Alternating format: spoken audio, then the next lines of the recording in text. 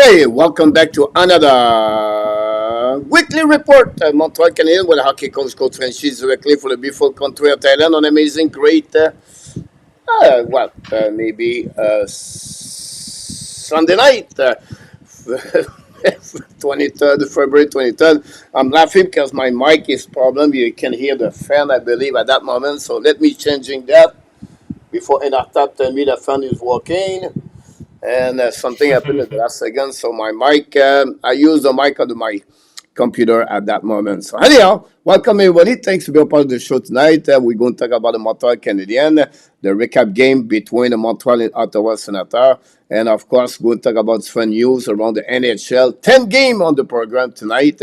Talk about the standing, the playoff, the in the mix, everything. That's the reason we have every Sunday night two co-hosts because you have too many things to talk about. They are back in the house tonight. One from Toronto, one from Nova Scotia. They are ready to talk about the hockey, the Montreal Canadiens. Mr. Enartap and Devin are in the house tonight. Hello, Coach. Hello, Devin. Hello, Hockey Nation. We're back at the NHL not playoff yet, but regular season. We're winding up, getting ready for the trade deadline soon. A lot of good things coming up soon. Yes, back to the real hockey. You're right about that. Thanks to be a part of the show tonight. We appreciate a lot, both of you, to join me live talking about the Montreal Canadiens, the weekly recap. Only one game for the Montreal. We'll talk about the formation, a little bit the outcome of that tournament overall. And of course, Montreal Canadiens prospect. What is coming next week? Montreal play 3 games. So a lot to talk about. We have a lot of people in the chat. We ask everybody if you don't mind to click on the like. If you want to help in the channel, that'd be great. Send them in and knock the door. Thanks so much. We have Mr. Luciano Graziano, moderator of the Hockey Nation Show, is in the house tonight. Welcome back. We have Billy is in the house tonight. Welcome back, Billy. Gary is in the house. Zeph is in the house also. What about LDP from Newfoundland?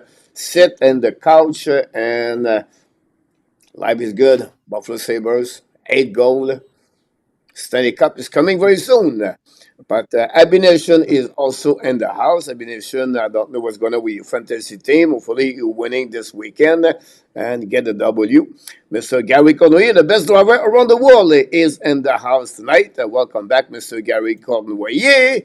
And we got also Roger Butch. Butch is back in the house tonight for Vermont. Vermont, maybe... but you should go to watch Jacob Fuller. Jacob Fuller was at the Vermont Cantamount during the weekend, play over there. You could go there. Many people from Montreal was at the game, by the way. We have, of course, Claude Richard de la belle province de l'Ontario, la capitale du Canada. Back in the house tonight. Welcome back, Claude. Pizza, welcome back. Jeremy Hala also is in the house tonight. Welcome back. Thanks to be a part of the show tonight. And Rabinov, welcome also. And RJ Calabro, with all the news and update, is ready to rock and roll tonight. Welcome back also with us, RD and Rabinov. And of course, RJ Calabro. And that's all what we got, everyone. Thanks for being part of the show tonight. 10 game in the program in NHL. Before we start, I'll give you some result. Edmonton Oilers get destroyed again, 7-3. Washington Capitals have 15 goals on the weekend, I believe. The Pittsburgh Penguins strike again on the wrong side, and the Rangers win by a score 5-3 again them. Then the Kraken lost by a score 4-1 again at Tampa Bay Lightning today. And we have a couple of games right now in action. At the end of the game, the Ducks have scored 2 goals back-to-back now. They are only losing by 1 goal, 4-3.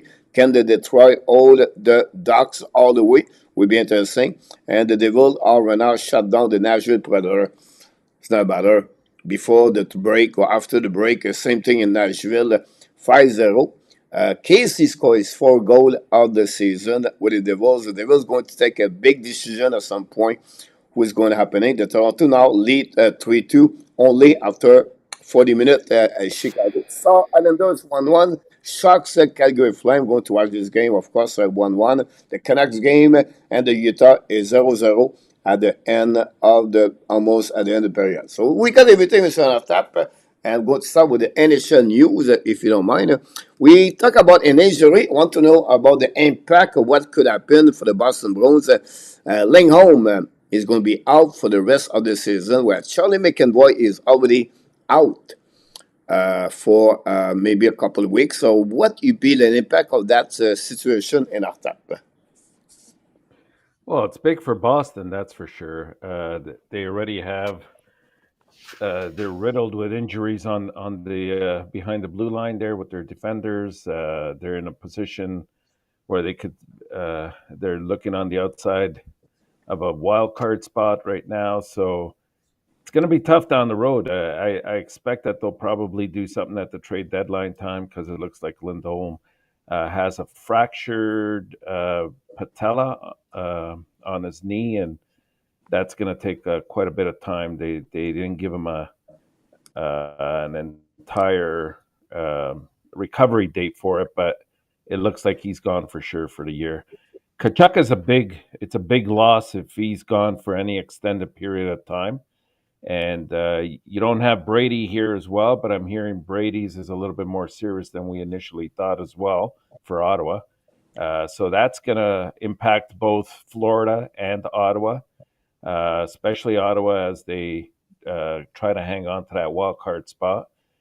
And Kaprizov, man, the importance of that guy to his team is just huge. If he's out for an extended period, I mean he came back and then got injured again, and he just hasn't been quite the same since he's come back. And now this looks a bit catastrophic for the team.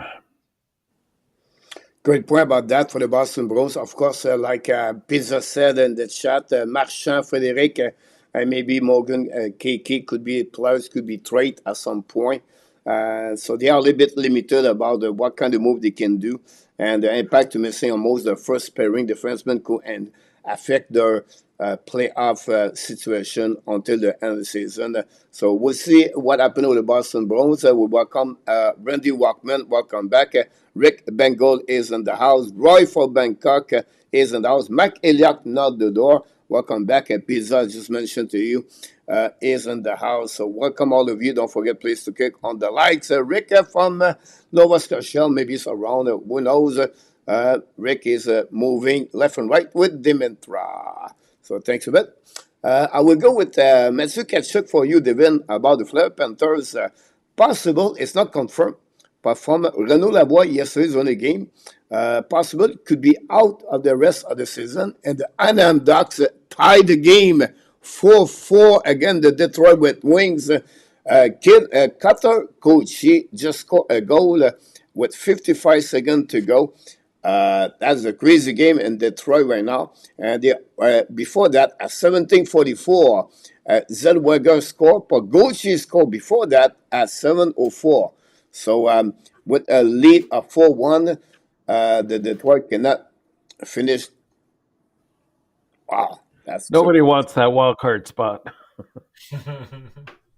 But it's Montreal, right? And then Ducks is going to get the close point like Montreal Canadiens if you think about the NHL draft. But at the end, I think the NM Ducks are going to be a good team. They have a lot of rookie there. They have a lot of good prospect.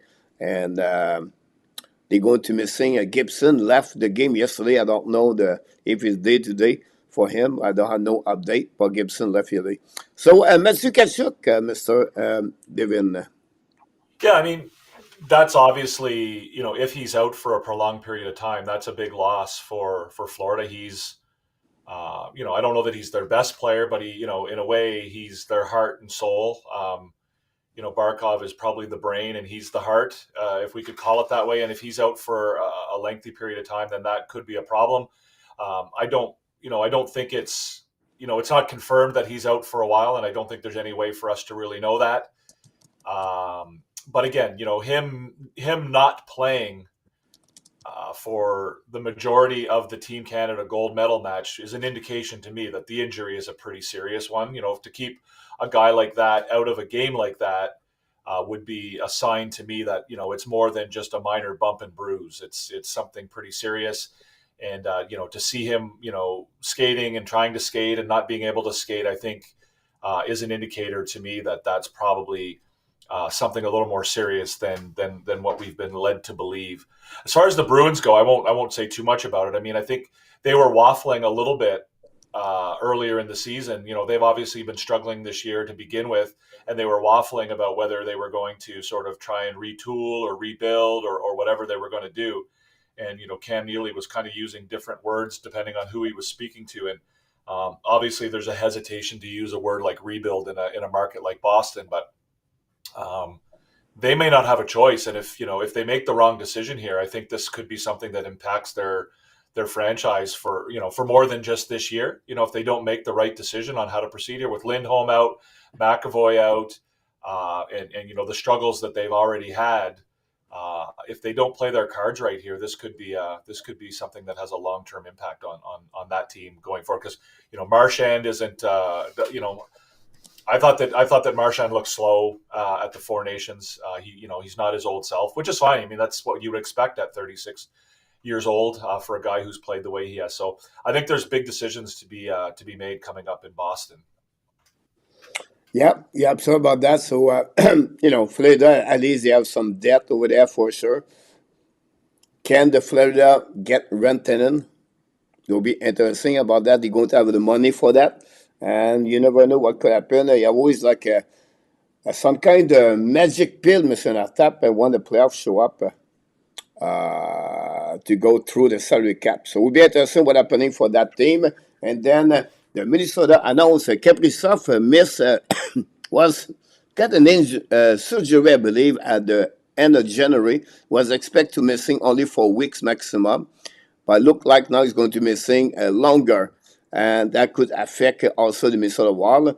The good news for them is only weekend. They won the game in Edmonton. Carlo lost both games, so that's a bit helping them. Without him, the Minnesota hanging there. They're still winning, Mr. Tap, with their defense and the goaltender. Make a big, huge impact for the team this season. And they still carry on, $14 million, $15 million for the salary cap of Sutter and someone else. Sutter and Parise. Here we go. So they have one more year, and then they'll be done after that. Will be interesting happening for that. We have Pizza in the chat, RJ talking about everything. The Dallas Stars take the lead 2-1. Jason Robinson score the 21. And Pierre Engvall score his 4 goal. Islanders, Pierre Engvall is like a cat that survive. They have a couple live in NHL. So that's what we got for the injury. And we have other news, if you don't mind, for everybody in the chat. And that's happening today, Mr. Nartap. Ovechkin hat trick today. I don't know if you watched the game, both of you, one of you watched the game, but 3 goals, and Mark Elias said he could score 5 goals. This is really one of the best stories in NHL, right? Yeah, absolutely. I mean, not just Ovi, but also what Washington is accomplishing so far. But obviously, we were questioning whether he would do it this year or whether it would take next year. And then when he got injured, it looked like the answer was next year. But he came back, and he's come back in a flurry of action, and he's been scoring left and right. I'm really impressed by what he's accomplished so far, and I think he gets it done before the season's over. Everything's possible. They have 25 games, 26 games to go? Right. And I think he's 12 goals behind now? 12 or 13? 13. 13. Yeah. Very possible. I'm sorry, Devin? Yeah, it's very, very possible for him to do it. I think, a guy like that too probably benefited significantly from the break. his age. Obviously, he's doing things that belie his age right now, but 10 days off for a guy like Ovechkin, coming back, that, it's entirely predictable that he would have a big return. And I guess I heard something elsewhere too that I thought was interesting. Washington is one of the only teams in the NHL that didn't have a single player participating in the Four Nations faceoff, which is surprising given that they're leading the league, right? They're first in the league right now, and not to have a single player on any of the four teams in the tournament. So for them coming back from the break, it perhaps explains why they've, what did you say, 15 goals in 2 games. Coach, it's impressive, and Ovechkin, I think, a guy his age having a few days off is certainly, he's going to come back with a little extra jump in his step. Refreshed. Yeah, big time. That's a great analogy about Ovechkin was happening. Are you surprised off top about Valimaki on the waiver? I mean, I think he still could be a valuable defender on any third pairing for a team. So I probably would be more surprised if it doesn't get picked up. I think that there's teams that could use him in that capacity. But I mean, his production has not been where it should be, and also his defensive play has been sort of mediocre at best. So I'm a bit surprised that he's on the waivers, but I'd be even more surprised if he wasn't picked up. Yeah. Detroit. What do you think, Dev? Yeah, I mean, I don't know a ton about the player. I'm looking at him right now. Former first-round draft pick. He's still only 26.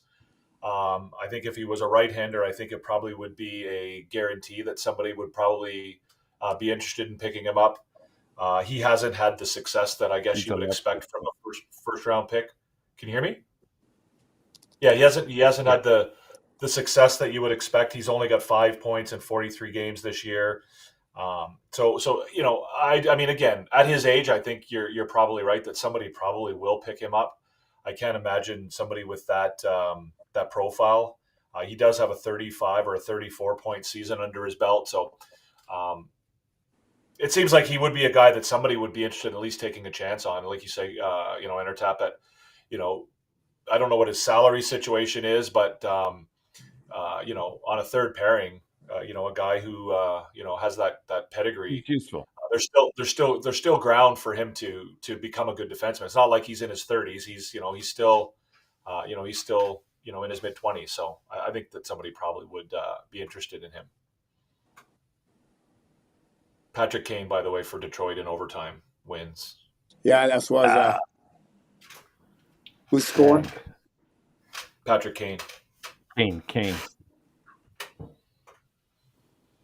Casper, 1 goal, 1 assist.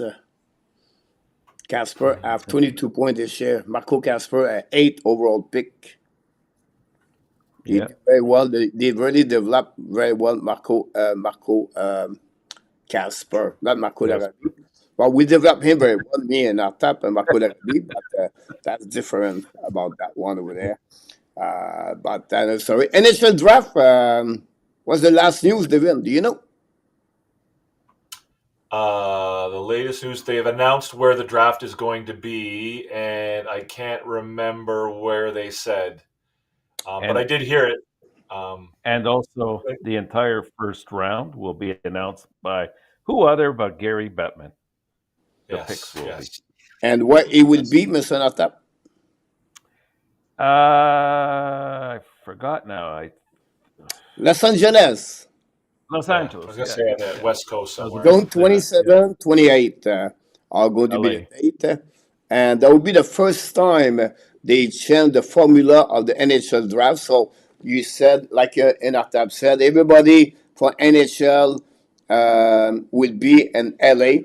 The family, the first one pick, the candidate to be there, right? And then all the team are going to be virtual at the rink in Montreal, Ottawa, New York Canadiens, everybody. And we'll see what happens with that kind of trade or that kind of NHL.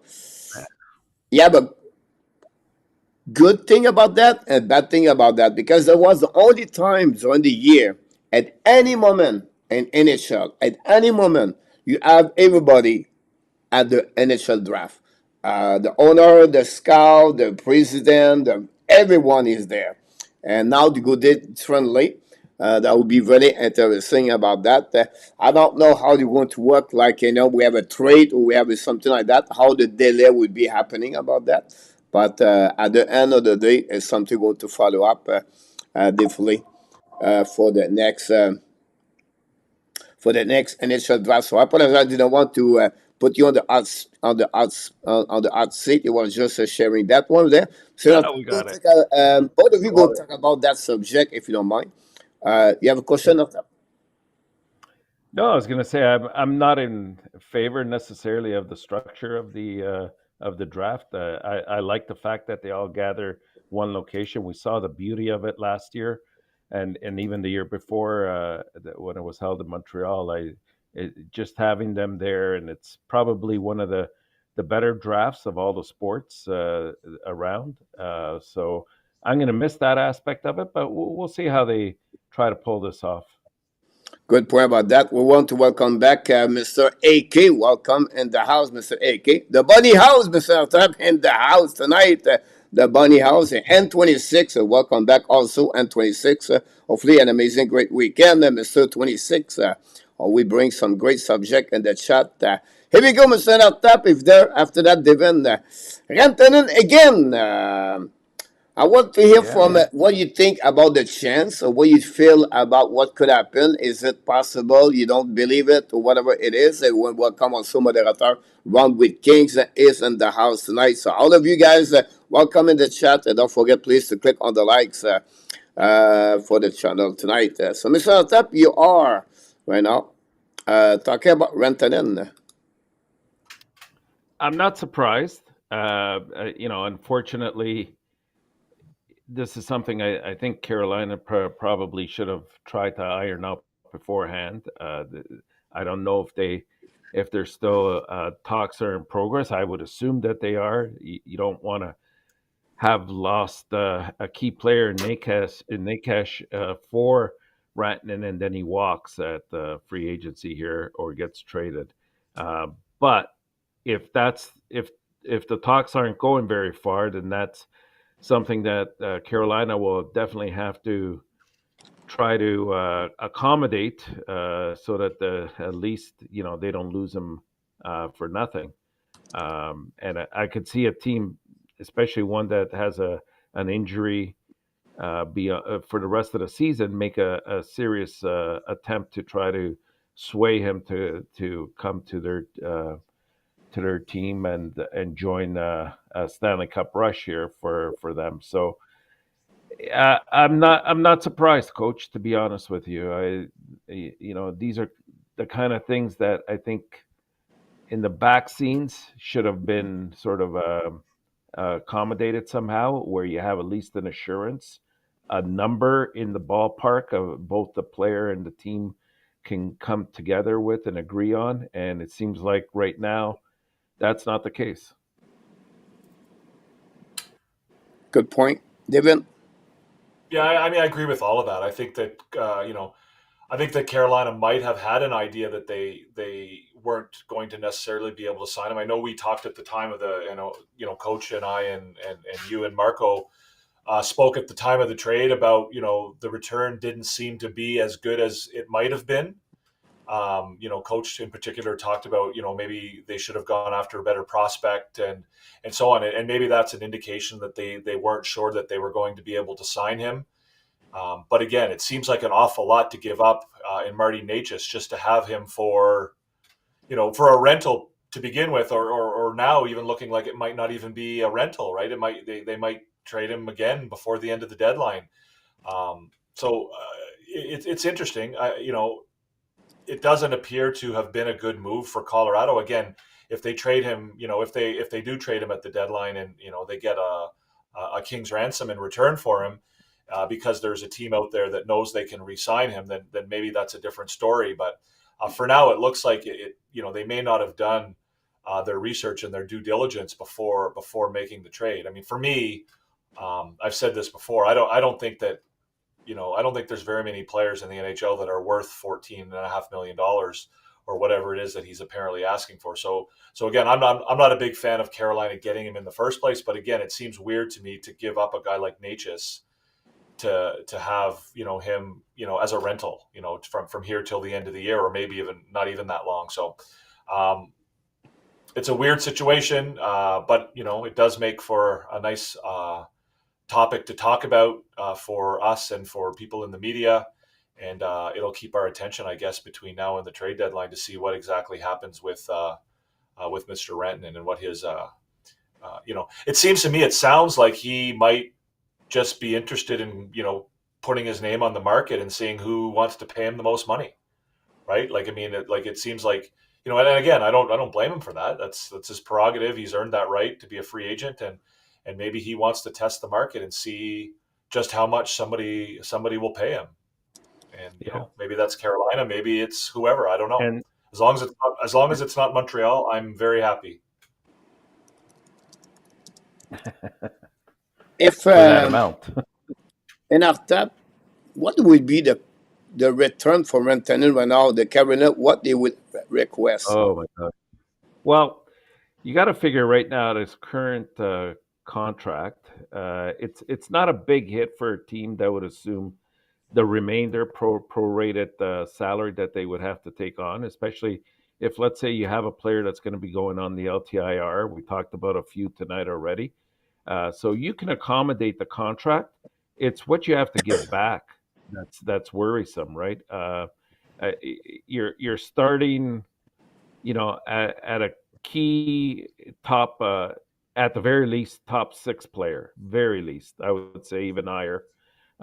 You'd have to throw in some picks there. You'd have to throw in probably a prospect or two, and I'm still not certain that would get it done. Again, whoever would pick him up would have to have the assurance from the player and the agent that they can sign him beyond the remainder of this year in the playoffs. Yeah, so I think they would make already a deal before that. So they would request to talk to the player, so the agent, right? And then from that part, okay, they will offer him an 8-year contract, and that we gain what he's looking for, not a 7-year, but an 8-year contract. And then they get there. I think Lucien, you talk with someone, talk about Dallas, it will be a good fit. You have a couple of teams. Makeda proposed Lafrenière, a defenseman, and a pick in return. Not enough. Yeah, it's I always go back to it. It blows. It's still. I'm surprised that more people don't talk about the trade last year for Elias Lindholm. Hunter Brustevich, a high level prospect. Andrei Kuzmenko, who obviously a good hockey player, but had some issues of his own. Another lower prospect, a 1st-round draft pick, and a 4th-round draft pick for Elias Lindholm. Like, if Elias Lindholm is worth that, then what is Mikko Rantanen worth? It's just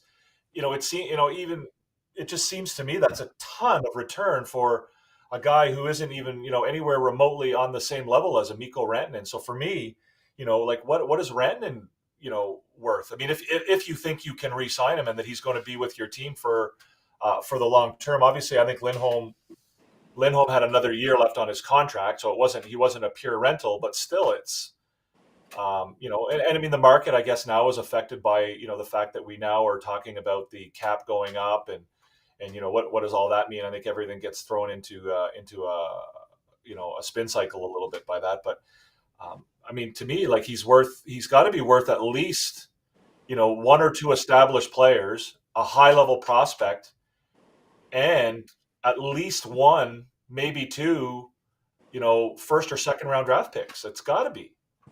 Yeah, especially absolutely. if you think you can re-sign him.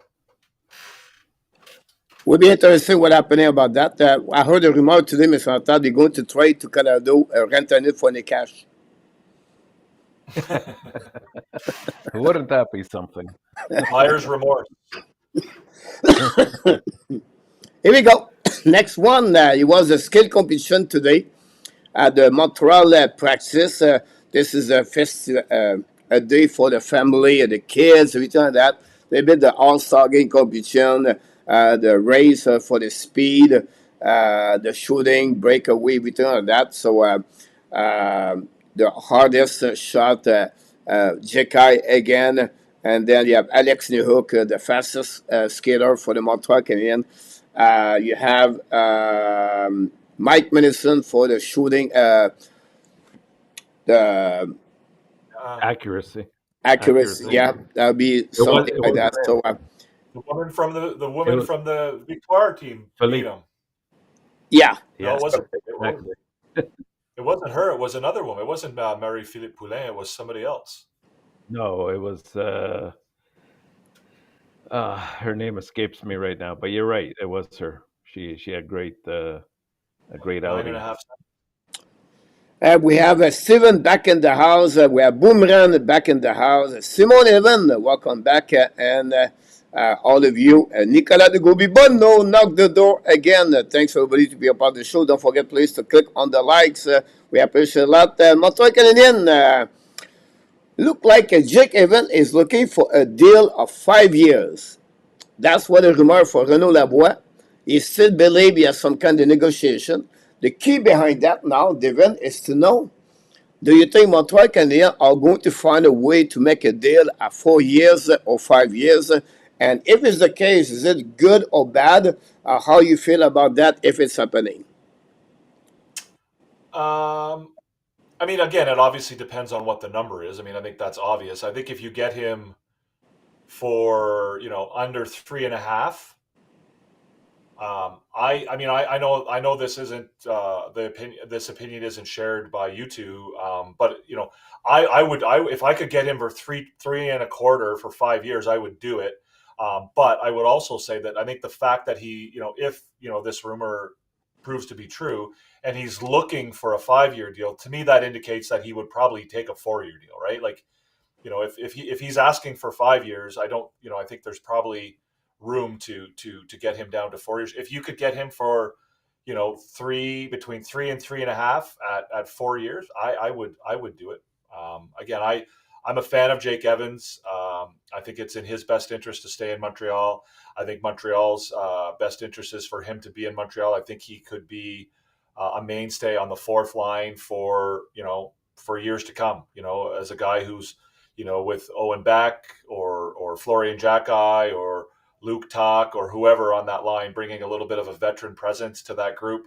I have no problem with Jake Evans being on this team at that price for a long time. What about that, Mr. Yeah, you know what? I wouldn't disagree with what you said, Devin. I would probably go along with that as well. My issue is if he remains as a fourth center for Montreal, and the rest of that headline, I believe, should read he's asking for in the neighborhood of $4 to $5 million. Then I think there comes that line in the sand where you have to say, we can move on from this, and we might not get somebody as good as Evans, but we'll get it cheaper. And it's a percentage of, obviously you want to look at the percentage more so than you want to look at the cumulative sum that he's going to be making. But still, for a fourth line center, it's a lot of money, even though the cap is going up. I think you have to keep things in perspective, and it's a little bit too much. I would let him walk if he wants between $4 and $5 million. I agree with that. Not more at 3 years and not more at $3 million for my book. I could be swayed for a little bit more money, but 3 years I like 3 years for about, I'd even go as high as 3.4 or 3.5, but only 3 years. I think he's probably, if I'm his agent, and I'm not, the news about the cap going up has probably changed the tone, and if you're hearing that the cap is going to go up by $15 or $20 million in the next 3 or 4 years, then yeah, your number goes for, whereas your number might have been 3.5, your number now becomes 4.5. Now again, how far, how entrenched are you in that number? Again, when I hear that he's looking for a certain amount or a certain term, then to me it says that's what he would like to get, and he's obviously willing to take less than that. You don't go into a negotiation, putting forward, the number that you're willing to accept. You put forward the number that you would hope to get in a perfect world. So, but again, I think if he's looking for 5 years at more than $4 million, I don't think that's something I would do. And it's Montreal is in a good position right now, and it's one of the beauties of a rebuild is that if you've done your job well, you can live without him, right? It's it's the same with Armia. It's the same with Devore. It's the same with all of these guys. At the end of the day, if they keep him, that's fine, and if he goes, that's fine too. It just means that you're going to have to live with a younger guy in that role for a year or two while he gets his feet under him, as opposed to having a veteran presence. And it just means that maybe now you can keep another veteran and not that one, right? So, one of the beauties of the rebuild is that oftentimes your decision is not one that's going to, make or break you either way. Like you can have success if he stays, and you can have success if he goes. Good You point. can't be emotional in these dealings. Go ahead, and after. Yeah, I was just saying you can't be emotional in these dealings. You can't fall in love with your players. You have to be very realistic to the market and to the type of player you have and the direction that your team wants to go. That's extremely important, right? Does he fit the model in terms of where you're headed? And you have to look at those things collectively. Yeah, and he does. I just said to I think Devin is like whatever the salary cap increasing. I don't see the four line get more money. It's going to be the best player on your top six and the first pairing defenseman and the goalie going to get more money. I think it's going to be always a difference between the bottom there. They will try to go patch up the four line with $1 million, 1.5, and the entry level contract because you're going to give the 13, 14, 15, $70 million in the next few years. I don't think so. They're going to give 3-4 million at the bottom. No, I agree with that. But what I'm saying is, like, if you're his agent, the news that the cap is going to go up significantly in the next 3 or 4 years, that means, like, I get what you're saying and I agree with it. But if you're the agent, you're asking for more, right? When you hear that the cap is going up, you're saying, okay, well, my guy was willing to take $3.5 million before, but now, his percentage of the cap, changes that. And so, whether you give it to him and whether, but I mean, from the agent's perspective, you certainly have to ask for more, knowing that the cap is going to increase. Definitely. Next thing I want to talk about Eneman and Rebecca. I will start with an after for the impact of Eamon Eneman yesterday for the Montreal Canadiens and for himself. And then Devin going to talk about David Rebecca.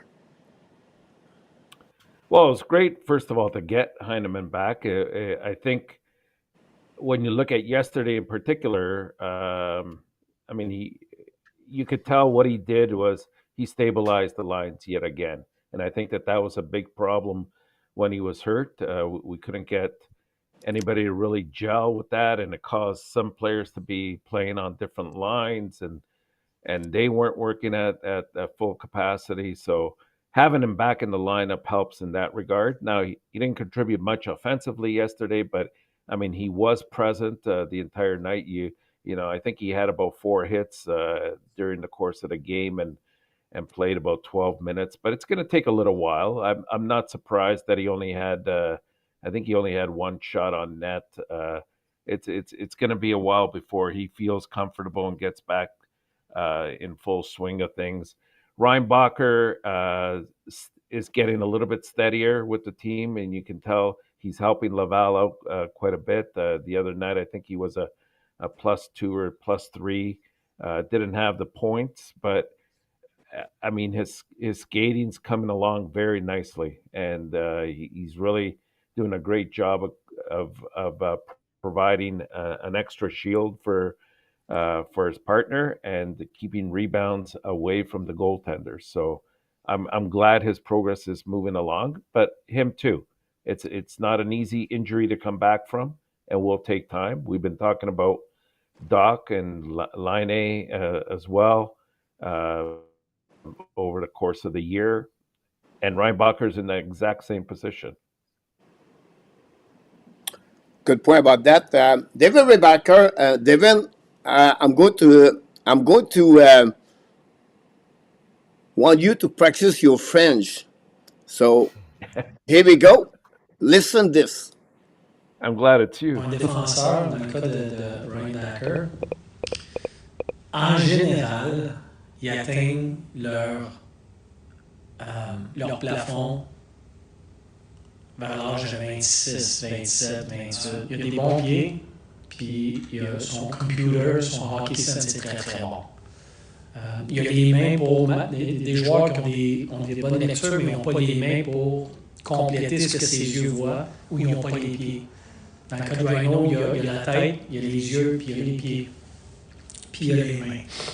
Maintenant, son offensive ne sera pas créée de la même façon que Hudson ou que Mailloux, par exemple. Ça va être différent. C'est un peu un mélange de tout ça.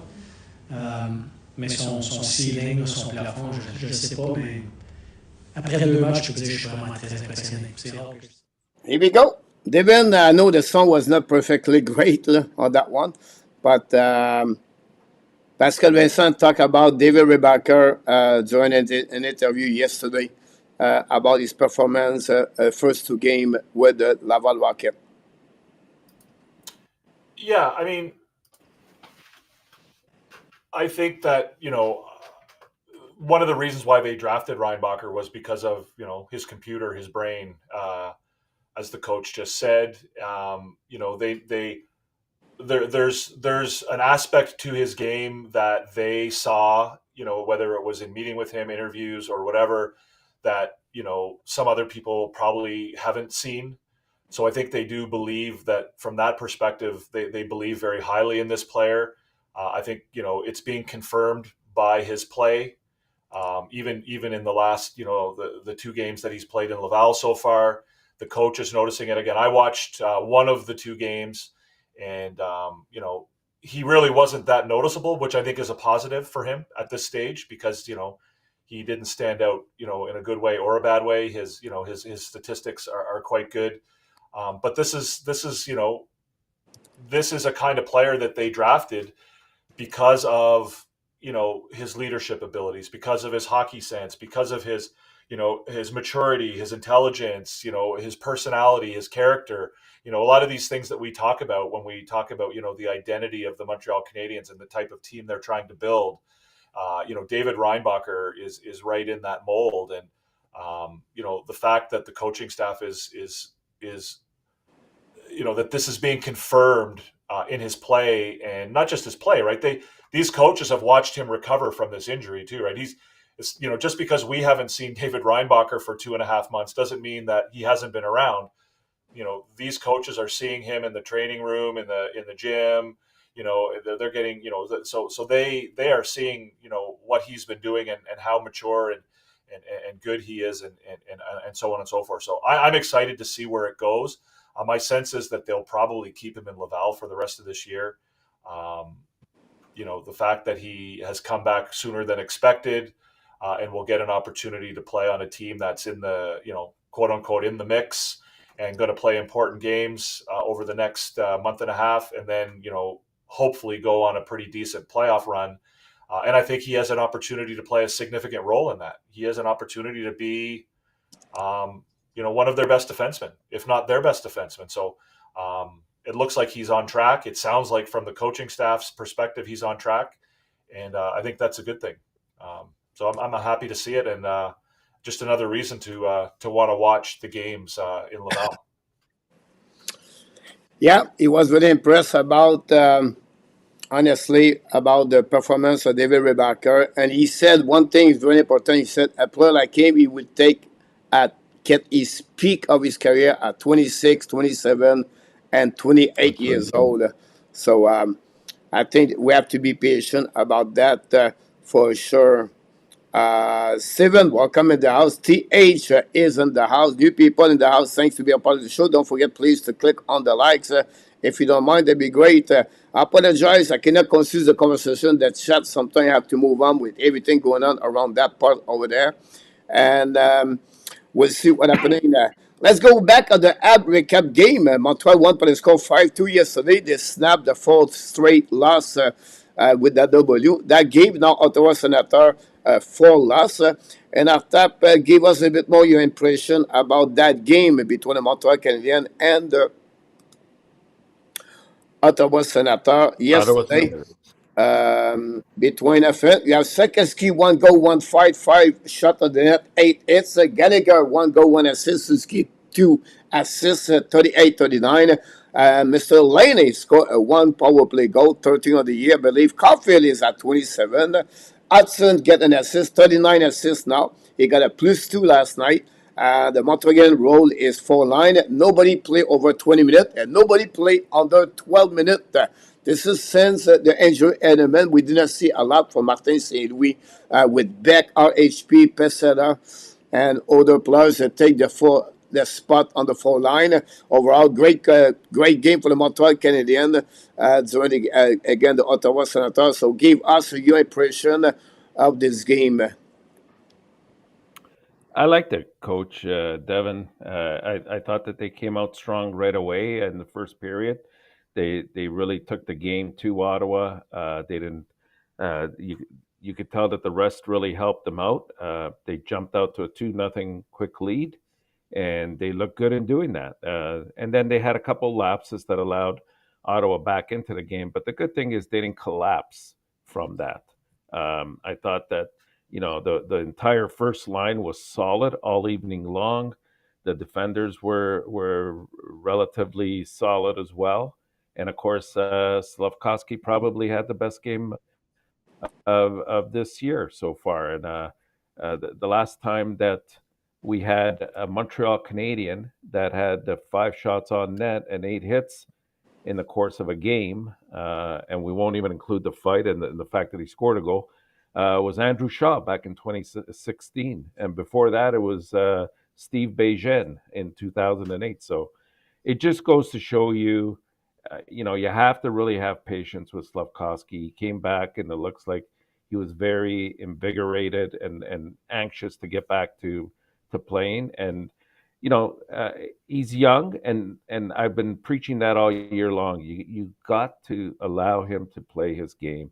There's nothing wrong with setting goals for yourself. I think he's his own toughest judge on his own play. Sometimes to the point where it could be self-defeating. You don't want to see that with any young player, but I thought yesterday he came out with a different attitude, and hopefully, like they say, it's a TSN turning point for him in terms of moving forward in his career.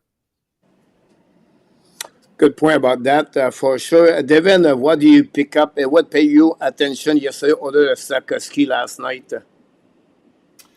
Yeah, I guess first thing I'll say is hopefully Slafkovsky turns into a better hockey player than Andrew Shaw or Steve Bégin. But I take your point. It's been a long time since we've had a player to do that. I get your point. Yeah. Yeah. Well, I mean, again, it's partly what Enertap mentioned. You started to say, you said they took the game to Ottawa, right? And I think that when Montreal is playing their best hockey, it's when they play their game and they force the other team to respond to them instead of the other way around, right? When they step on the ice, they're the alpha, and they're like, we're gonna take control of this game, and you guys can come along for the ride. And if you're up to the task, then maybe you'll give us a game. But if you're not, we're going to continue to play our game and we're going to beat you. And that's what they weren't doing to me. For me, that's what I didn't see from them in the first few months of the season. And to me, when they're playing their best, it's when they're not being timid. They're confident. They go on the ice. We saw yesterday they were physical right from the opening faceoff. Whether it was Heineman, whether it was Anderson, whether it was Slafkovsky. Anybody, Gallagher, everybody, right? Everybody was forechecking. Everybody was finishing their checks. Patrick Laine finishing his checks. Everybody was finishing their checks. And they took the game to Ottawa. And people will say, well, Ottawa was missing Brady Tkachuk and they were missing out. Well, you still have to play the game that's put in front of you. And, they took advantage of the opportunity and they didn't sit back and they went and they gave it to Ottawa from the first minute to the last minute of the game. And to me, that's the biggest thing I noticed, was that they skated on the ice like they owned it, right? And this is our game, and if you guys want to play along with us, so that's fine. We're happy to do that. But they didn't sort of walk in or step onto the ice against the team and say, oh my God, we're just the young kids on the block, and we're here to play a game if that's okay. Like, they came out and they did their thing, and they forced Ottawa to respond and to react to them. And to me, that is when they're playing their best hockey. They looked very good in their own zone. They were very, very good on the forecheck. The neutral zone still, in the transition game, wasn't completely all the way back to where it was maybe a few weeks ago. But I thought they just, everything seemed to be clicking. And it wasn't just the guys, it wasn't just Gallagher, Suzuki, Laine, Koff. Like, it was Arbor Jacki. It was, Jaden Struble had a really good game. It was, Gallagher. It was everybody from top to bottom. Heineman, like, everybody was playing well. And again, Coach, I think you make a great point about, no more than 20 minutes and no less than 12 minutes, right? The balance is back on that lineup. And that was, the biggest factor with Heineman going out, is that, obviously his own contribution to the team is important, but what he does to the entire lineup, and, the same way Carrier did when they brought him over, right? He didn't just, make the team better because of his own abilities. He made the team better because he allowed everybody to slot into their right positions. And they were firing on all cylinders. Again, it's one game, and we'll see if they can carry that on, on Tuesday, and then on Thursday, and then next Saturday. Like, it's not a big deal until they do it 2 or 3 or 4 games in a row. But it certainly was fun to watch, and a step in the right direction. Great point about the comments about that. I want to shoot to you something, guys. I think overall we have other than second line did not have a great game, or the 3 other line have a good game. I think Josh Anderson, he was solid the first half of the game for that. E2 had great. Washington, Ottawa did a lot of give away puck or turnover the puck on defensive zone, and then Montreal capitalized on those opportunities to get the W yesterday. But I want to show to you again the goal of power play of Patrick Laine, and the reason behind that is because let me go back on the goal. You would see what Lane Hudson is an exceptional player, how smart it is. His IQ is out of the chart. And I'm going to delete that one there, so let's see with me. And here, the goal here. Now, Lane Hudson have the puck at the top. The first player for the Senator guys is Hitmore. His stick is out. He know Patrick Laine is going to get on the right side. So he would like to get the diamond there. But watch Laine, what he's going to do with the puck. What he's going to move forward. Well, now, the seat Laine now is going to go try to get a shot. So Hitmore take a decision. Wait a minute. I cannot let him shooting the puck there. So Hitmore completely stop right there. But look, Lane Hudson right there. And probably that guy's right here. Look the head of Hudson. What he's targeting? Only the net. Only the net. Only the net. Then Hitmore buy it. And again, Hudson still looking for the net. Now Hitmore he believes he's going to shoot the puck. And the last second, without see Laine, he passed the puck. Right there. And look, Hitmore completely out of the picture. And they have a really easy goal. Easy goal. That's Sanderson. I'm sorry? That's a great shot. 85 is Sanderson, isn't it? Oh, it's 15. 15. Sorry. 15. Sorry. Yeah. Yeah, sorry. You're right. You're right. Yeah. So we have a shot right there and a goal right here. So going to see the replay again on that one. But again, you can see from the back, number 15 right there. It got by it right there because Hudson's going to fake it to at the last second, guys. Boom. And the pass to Patrick Laine. And you have a goal there. And you know who else was faked out by that? If you watch it, it's not just Highmore that was faked by that move. It's the goalie. The goalie bought it too. And the goalie, because Laine did not get all of that shot, but he didn't have time to get across because he also bought Lane Hudson's eyes, right? He sucked him in too. That's Absolutely. what Leonardson is exceptional about that. And I'll give you an A2 make a great comment there. I agree with you, A2. I follow him. Demidov is another one really deceptive with the puck. Oh, for Demidov, sure. he moved right, he's already at the left. It's crazy like that. Toronto Maple Leaf 1-5-2 right now against Chicago Blackhawks. So that'll give you, Mr. Nartap, and for the people in the chat, the stood out player, your obscure player, and at the office. Okay. So I'm going to stay consistent to what I was saying earlier. I think my stood out player for me was Slafkovsky. With the goal, the 5 shots he had, the 8 hits. I think he had over 15 minutes of ice time, but he was just present everywhere, and he was making his presence known to the team. So I'll go with him. Obscure. I'll probably give it to Gallagher. I mean, you hate to put him in that situation because I think he always gives 100%, regardless of his reduced capabilities as he's getting older. But I mean, one thing you never question with Gallagher is his heart. And he went out there yesterday and he picked up a couple points. He had, I think, 3 or 4 shots on net as well, which he always seems to find the puck when it's loose in front of that net. Great instincts yesterday to intercept that puck and get a good shot away to score. He also was hitting. I think he had 3 or 4 hits himself, and played I think a very efficient. I think he was around 12 to 13 minutes that he played, if I recall. So very efficient 12 to 13 minutes for him. So I'll give him the obscure. At the office, a little bit harder based on yesterday, but I would probably say Newhook. I really didn't notice him too much out there yesterday. I think he can be contributing a little bit more. It's like, I mean, it's problematic with that entire second line right now that the chemistry just doesn't seem to be there. And unfortunately, I don't think he's playing at the right spot right now, and that's sort of what's causing it.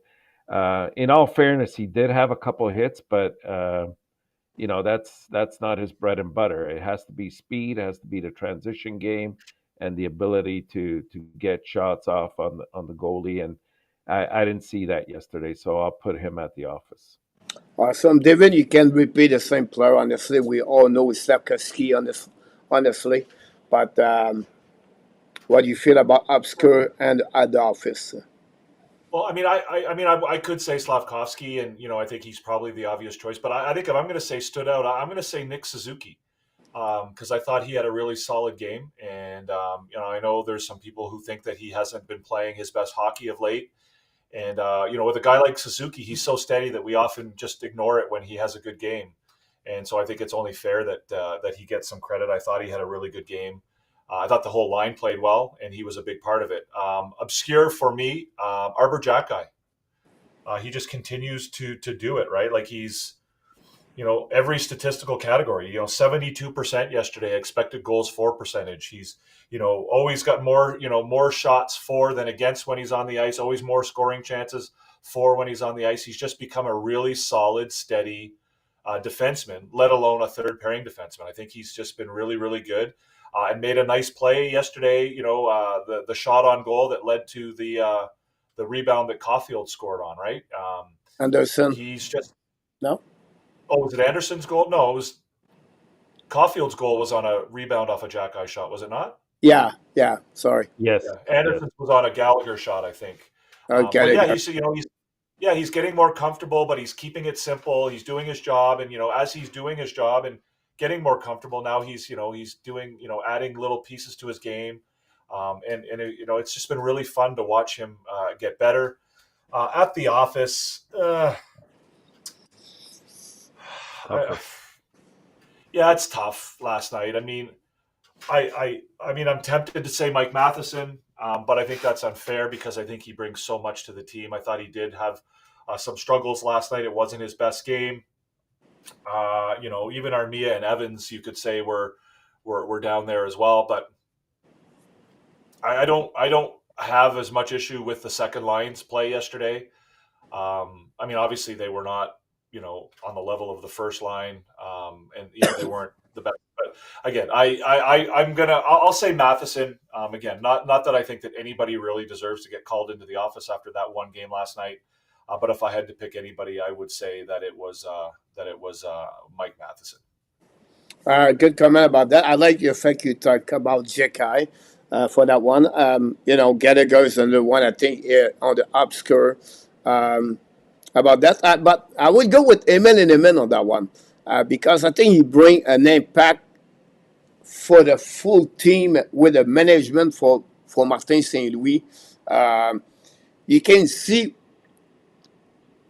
he complete Armia and Evans. Like, he's always a full checker. He's always go deep in the zone. He skate hard. I think Elite, for example, I think that players can play Devin and Arta with anybody. He fit with any line. I think he's a complementary of many line. And it would be interesting if ever he play with a little bit better offensive players. Does that make sense? Like, not only 2-3 games he did with at the beginning of the year, but let him play like 15, 20 games. What it would be is X goal and then it's 6 stuff about anyone. At the office guy, I'll go with Kirby Dak. I just did not like his body language yesterday. Like, he was on the ice.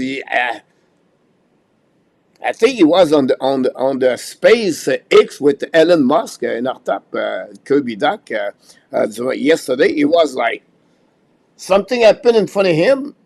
Who get hit or something happened?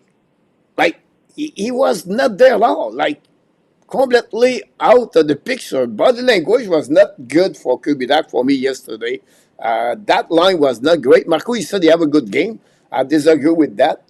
I think for me it was the worst line for the 3 line we got yesterday, on the 4 line we got yesterday. But I'll go with Kirby Dak. I think Mike Madison, Devin, you're right.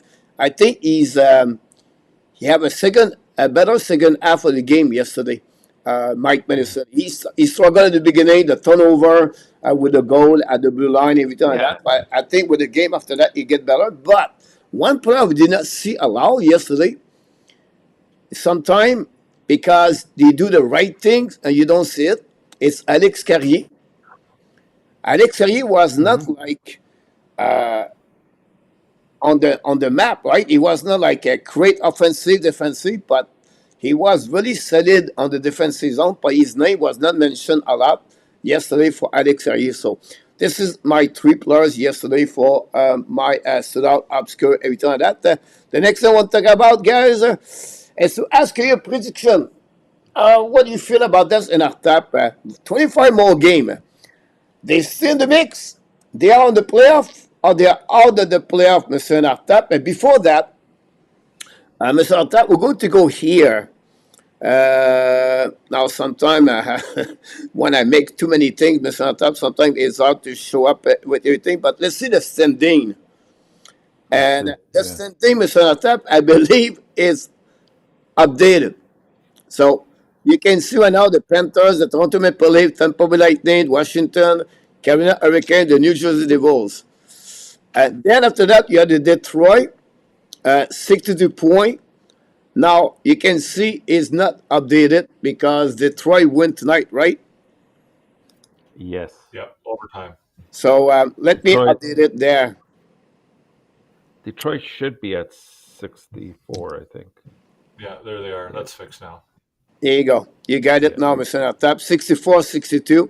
Columbus 62, Boston Bruins 61, Rangers 60, Islanders 57. Islanders guys are losing 4-2 at this moment. Montreal 57. So you can see right now they are 5 points behind the last spot, but they have 1, 2, 3, 4, 5 team and the Flyers almost in the same pattern with them. So how you feel about that, Mr. Enarta? Well, I'm going to remain consistent to what I've been saying all along, and I mean that streak was obviously something exciting, and what it showed is that the team is coming along very well. The winning streak I'm referring to, but in reality, we have to look at the overall picture and say that they're not quite there, right? Like obviously, some of the younger players still need to develop. They have to clear out some of the contracts and free agents. I believe some of them will happen here at the trade deadline. Others will happen possibly over the course of the summer. Will they remain in the mix? Yeah, they'll stay right around where they are right now. Like as you can see there isn't much dividing Pittsburgh, Philadelphia, Montreal, and right now the Islanders. I think the Islanders they're losing tonight, so there Yeah. goes one of the games in hand. So they're going to stay there too.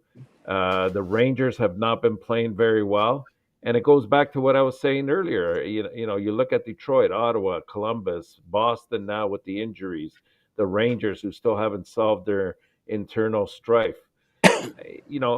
Who wants these two wild card spots? It's going to be the team that gets hot over the course of the last, I'd say 10 to 15 games, and they cannot fall behind. That team cannot afford to go on an extended losing streak at all. But in terms of Montreal, I don't think they'll make the playoffs simply because they're going to probably be losing some players at the trade deadline time, and that's okay. It's about progression and moving forward, and I think that they're doing a good job. David, you want to add something? What you feel about that, and maybe add one more subject, if you don't mind, David, to set if your decision about your prediction, what will happen at the trade deadline? Yeah, I mean, I agree with what Enertap said. I don't think that this is a team that is likely to make the playoffs. Obviously, weird things can happen. I don't think we envisioned them going on Yeah. the streak that they went on in December and January. And again, so that's indicated to me that anything's possible. But again, I don't believe that this team is ready to make the playoffs. But I don't think that that's necessarily what they're going to be graded on. This year, making the playoffs is not going to be the factor that determines, the success or failure of this year. I've said that many times, and I still believe that, and for them to be playing, they've played meaningful games already. The games they're playing right now are meaningful, and, win, lose, or draw those meaningful games, it's experience, and they're learning that experience, right? So, Juraj Slafkovský is learning what it's like to play in those kind of games. Cole Caulfield's been there before, but the young players, Lane Hudson is learning all. So these are not going to be new experiences for them going forward. As far as what they'll do at the trade deadline, again, I don't think that Kent Hughes and Jeff Gorton believe that making the playoffs is the be all and end all for this team. So I don't see them making any moves that will be designed or aimed at getting them into the playoffs. I think if they make any moves, it will be aimed at setting things up for next year, right? It'll be clearing room to bring in rookies who may be ready to make the move up to the next level.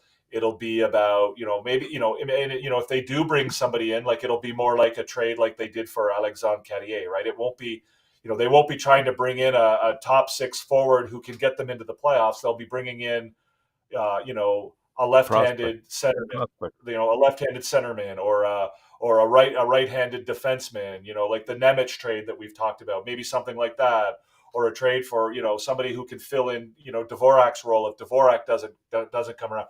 Like it's not going to be a trade where it's like, okay, we need to bring a guy in so that we can get into the playoffs.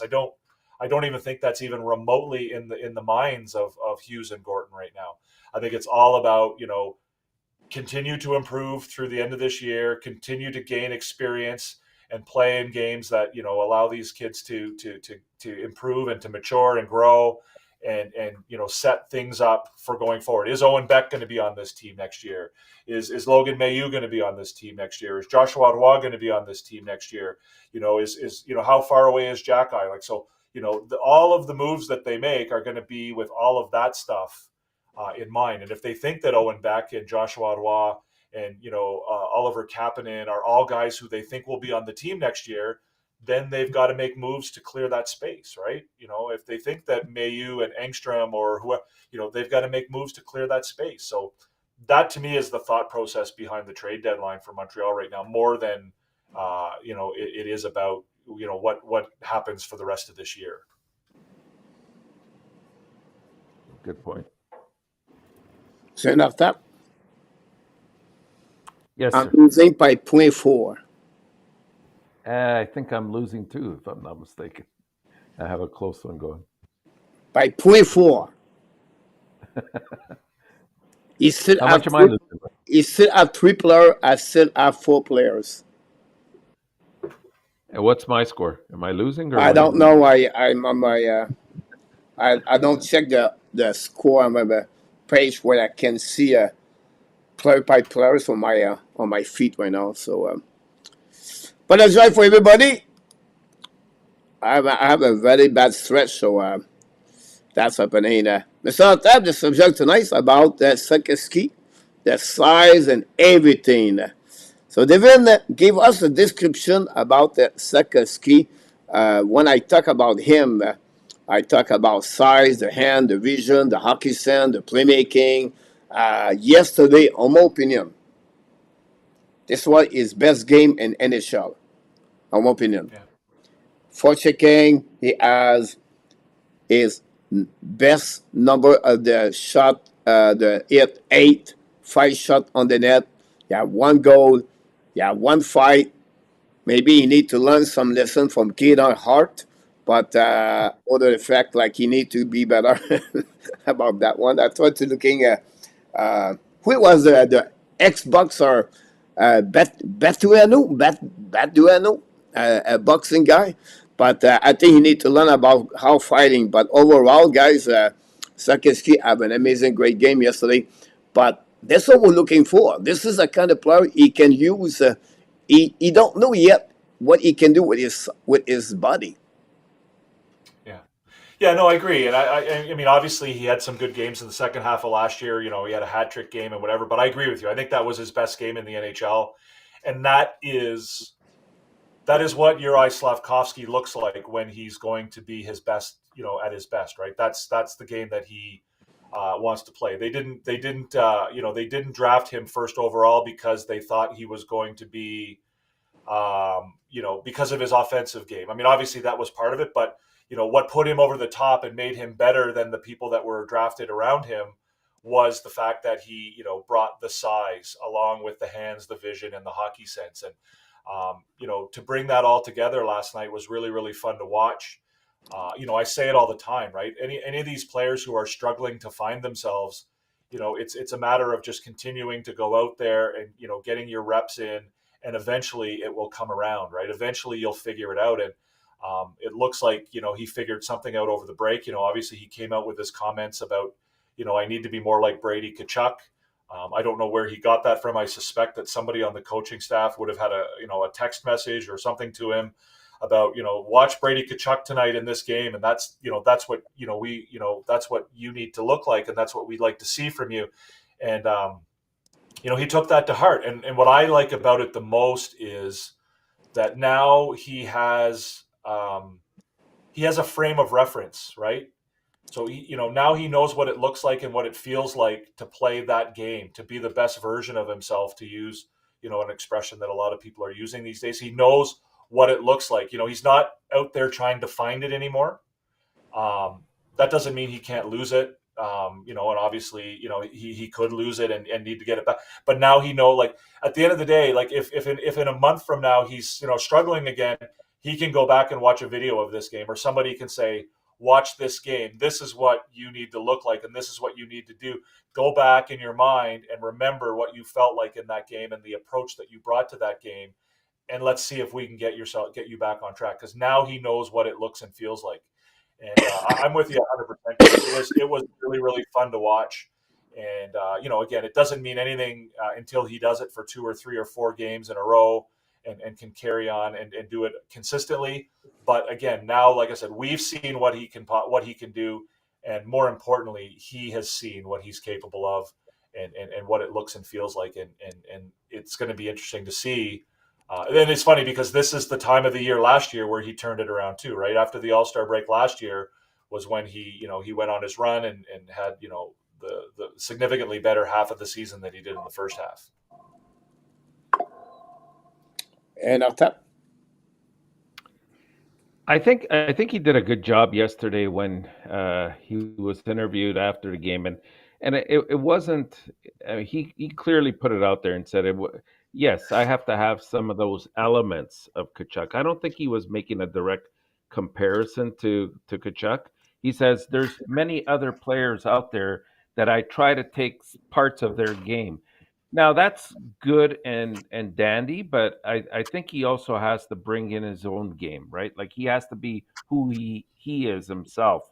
And I think as he's growing into his body, uh, that's the aspect that I see. I think like obviously the points will come because he'll get the opportunities. He's on the first line. He gets some power play time, obviously. So I'm not overly worried about the points and didn't care about it last night. Because we know he can do that. It was the other part of his game. Can he utilize his skating a little bit more? Can he make good decisions on the ice? I mean, he went out there and had 8 hits. And just the other day, Coach, you were talking. I think Devin was on with us at that time, and one of the questions was, will he get 300 hits in a season? And I think we all said just slightly under, but if he continues that kind of a pace, I don't see why that's out of range for him. And that's what he has to look at, like small, achievable objectives for himself, where he gains success in that. It builds his confidence, and then you start to see him coming into play a little bit more. And it's going to take a couple years. Like we saw a good game, but let's see consistency over the course of the rest of the year. And I think I have every confidence in him. A lot of times people, like to dump on him, but I think it's not warranted. We can't even say it's a trend if he plays a certain number of games where he's not doing some of those things. I think it has to come to his attention. He has to know exactly what's expected of him, and he has to go out there and actually utilize and his size and make sure that he achieves the goals that he sets out for that evening. So I think he'll be fine in the long run. Yeah, and you're right. I mean, I don't think it would be in his best interest to sort of imitate every aspect of Brady Tkachuk. He doesn't want to become Brady Tkachuk. Frankly, I think he has the potential to be significantly better than Brady Tkachuk. But I agree with you completely. But it's the mindset that he has of bringing that aspect to his game. Not only does he have to be physical, but he has to sort of mean it when he's physical, right? Anybody can use their body, and he's got a big body, but you got to go out there and have a little bit of a mean streak to you. And you're right. He doesn't want to imitate Brady Tkachuk completely, but at the same time, there are aspects and components of Brady Tkachuk's game that are missing. That's the missing pieces from Slafkovsky game, and it was nice to see him bring that last night. The only thing I would add to that is that for me, I'm not sure what I mean. Obviously, he's a big boy and has a big body. I don't know what his strength is like.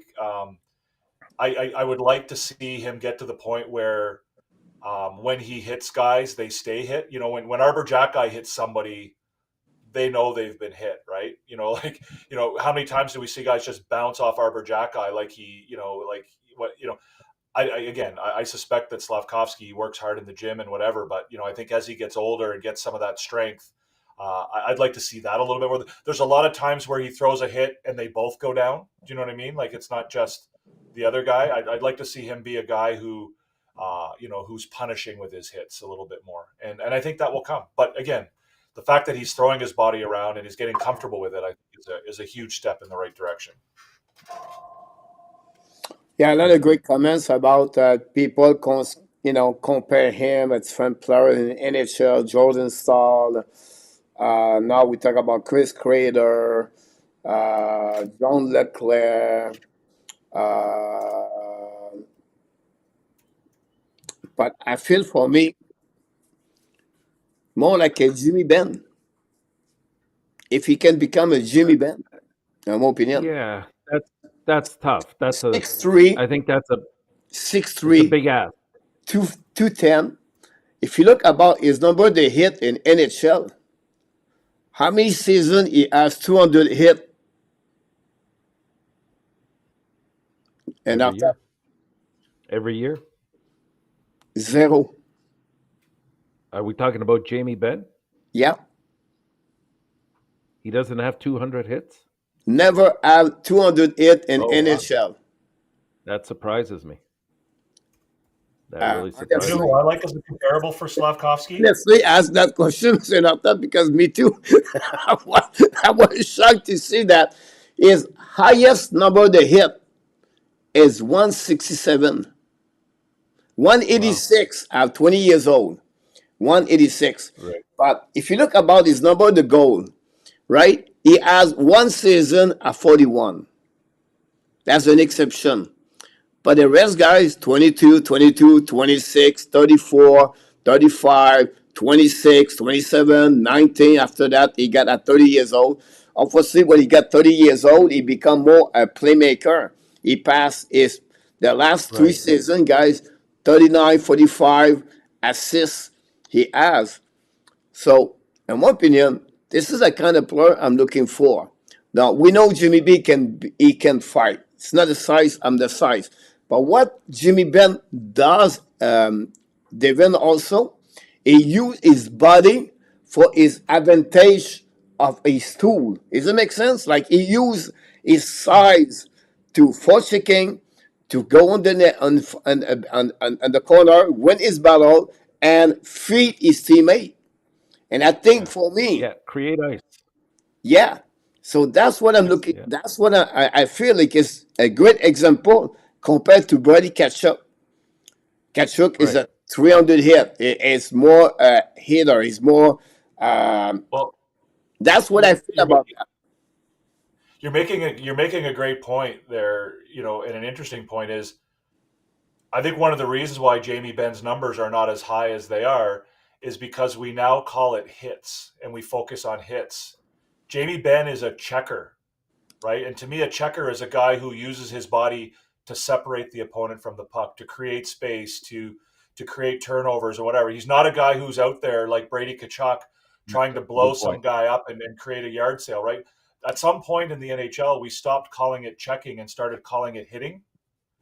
And to me, the best players in the world are the ones who are good at checking. There was a play, you'll probably remember this, Coach, about 3 weeks ago. Ivan Demidov skated in open ice up to an opponent, and because he's so agile, he checked the opponent defender off the puck, took the puck from him, and went in and scored a goal. And I think it's the best play he's made all season long. And to me, I've always drawn a distinction between checking and hitting.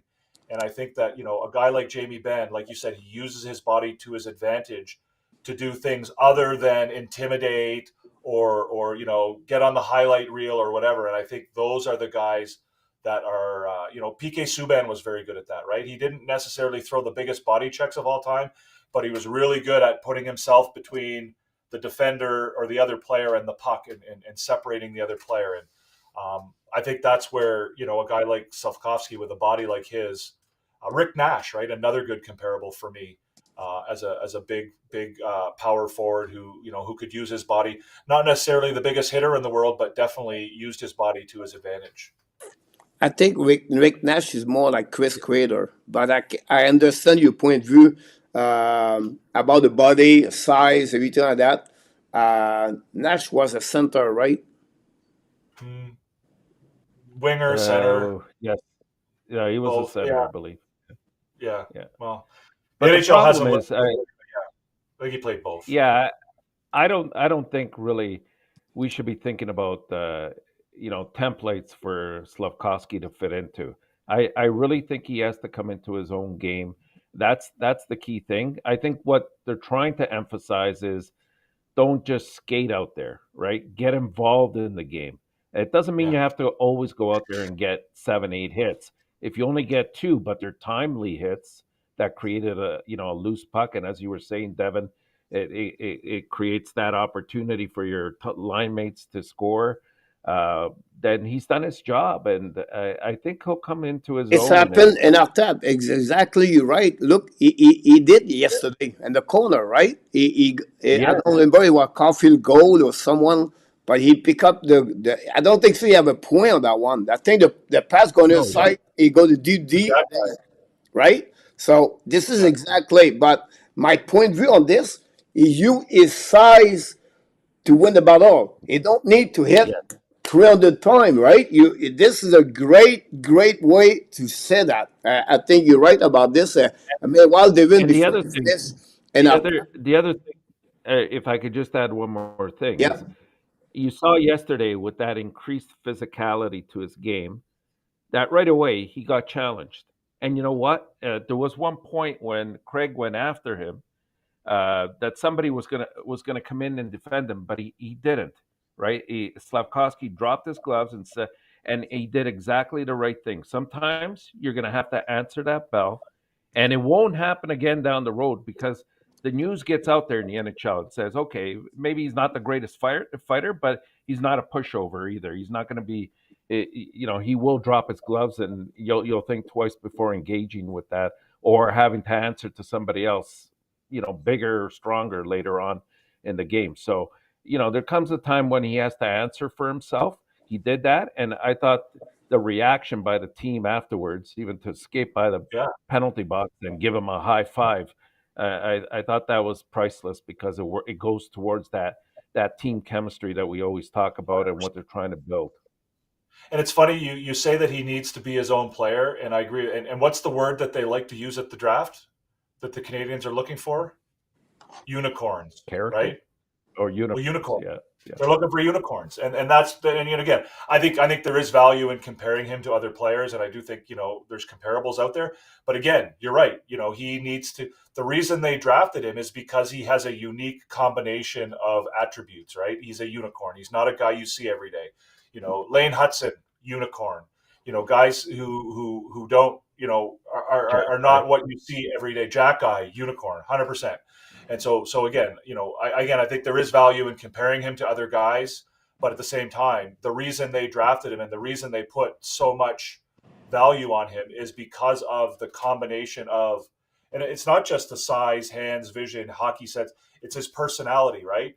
Like you see what he's like with the, he's a guy who's been the best player in his country since he was 16 years old, right? He's used to all of that. So there's just so many aspects to his makeup that make him interesting, and I think it's going to be, again, I think it's going to be fun to watch. and again, when they said they don't want Slafkovsky to be Brady Ketchup, they tried to show to him some clip of different player in NHL to what he can Exactly. do for his own body to develop himself, but he can take a Yeah. event. He can look about some players like Josh Anderson did it all summer. He compared. He look about that players why he does this way. So I don't think Adam Nicola want Slafkovsky to become Brady Ketchup at the end of the day, but he want to show to him how he use his body, how he crashed to the net, how he protect the puck, how he win this battle, how he's balanced on his skating, that's what he's doing that. You don't want him to become Jimmy Benn too. He don't want to get, but to take the tools of the other players, how they do things on the ice, everything like that. I'm telling you right now, I'm pretty sure Lane Hudson watched the clip of Quinn Hughes or Ken McCall, Yeah. right? You know who They don't want to you want become. to talk about? Sorry. Go ahead. You want to talk about a weird comparable and somebody who played a completely different position, who I think I would love for Slafkovsky to be able to sit down and talk to? Larry Robinson. Mm-hmm. Mm-hmm. Right? A big guy who came in and people underestimated him, and he was a big, goofy, lanky kind of guy, and people, as you were just talking about a minute ago, Entertap, tested him, right? And they found out really, really quickly that he wasn't a guy to be tested. And obviously the position is completely different, but who combined size, strength, and all of the hockey sense and talent in the world, and just learned how to be physical, and intimidating, but also physical in a way where he used his size to his advantage to create. Again, I think there's it struck me when you were talking about that, Intertap, about guys who would test him, and then they found out pretty quickly, and the word got around that maybe we'll just leave this guy alone and not not push it with him. And again, I think he's got a long way to get there. But and I know that Larry Robinson is otherwise engaged with another team, but I think Slafkovsky and Larry Robinson could have some pretty interesting conversations, and I think that Robinson could probably offer him some pretty good advice about what his early days in his career were like, and how he became the player that he ended up being, and ended up being one of the best defensemen ever. So it was a comparable that kind of just jumped into my head while you guys were talking. Yeah, it's a good point. All right. We want to remind everybody tomorrow night we are back at 8:30 p.m. for another AB podcast show. And it's Tuesday night, Carolina play again in Montreal Canadiens. Excuse me. We have a couple of things to go through. We have served the clash, a couple of subjects. We have a preview of the week. So I'm going to jump in about other things. I'm going to talk about this tomorrow night. Welcome, everybody. Thanks to be a part of the show. Don't forget, please, to click on the likes. It's going to be a preview clash, Mr. Nartap. A preview clash, okay. More predictions. Who do you take? Lane Hudson or Brock Faber? Lane Hudson. I won't even think twice about that one. Lane Hudson all the way. I agree. And I like Faber. It's not, no disrespect to Faber. I think he's very solid defensively.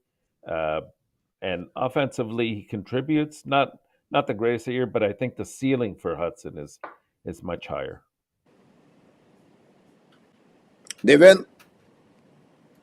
I agree with everything you just said. I think Hudson, to me, has a higher ceiling. He has a higher potential.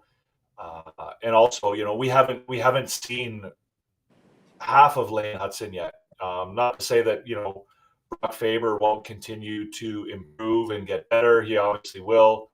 But Lane Hudson, to me, the sky's the limit for Lane Hudson, and what he can become, I think is far better than what I foresee Brock Faber becoming.